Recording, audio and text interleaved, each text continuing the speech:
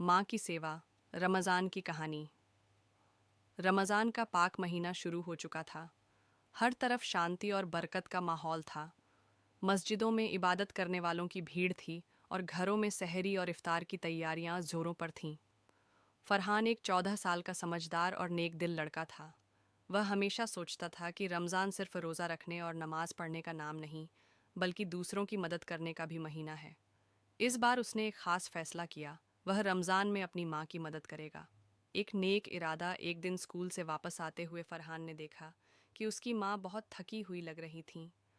रोज़ सहरी बनाना, दिन भर घर के काम करना और फिर इफ्तार की तैयारी करना, ये सब बहुत थका देने वाला था। फरहान ने तय किया कि अब वह अपनी माँ का हाथ बटाएगा। पहली सुबह, माँ की हैरानी। अगली सुबह जब माँ सहरी बनाने के लिए उठीं तो उन्होंने देखा कि फरहान पहले ही जाग चुका था और टेबल लगा रहा था।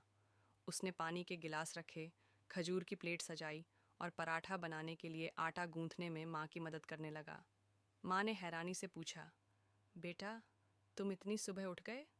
फरहान मुस्कुराकर बोला, अम्मी, आप हर साल हमारे लिए करती हैं, इस बार मैं भी आपके साथ हूँ। माँ के चेहरे पर खुशी की चमक आ गई। इफ्तार की तैयारी में मदद। दिन बीतता गया और इफ्तार का समय करीब आया। आमतौर पर माँ अकेले सब कुछ तैयार करती थीं, लेकिन आज फरहान ने खुद जाकर जूस बनाया, पकौड़े तलने में मदद की और खाने की टेबल सजा दी। जब सब लोग रोज़ा खोलने बैठे तो माँ की आंखों में खुशी के आंसू थे। अब्बू ने कहा, माशा अल्लाह फरहान, आज तुमने हमें बहुत खुश कर दिया। रमज़ान की असली रूह। फरहान को एहसास हुआ कि रमज़ान सिर्फ इबादत का नहीं, बल्कि त्याग, सेवा और भलाई का भी महीना है। इसके बाद पूरे रमज़ान में उसने अपनी माँ की मदद की और यह आदत रमज़ान के बाद भी जारी रखी।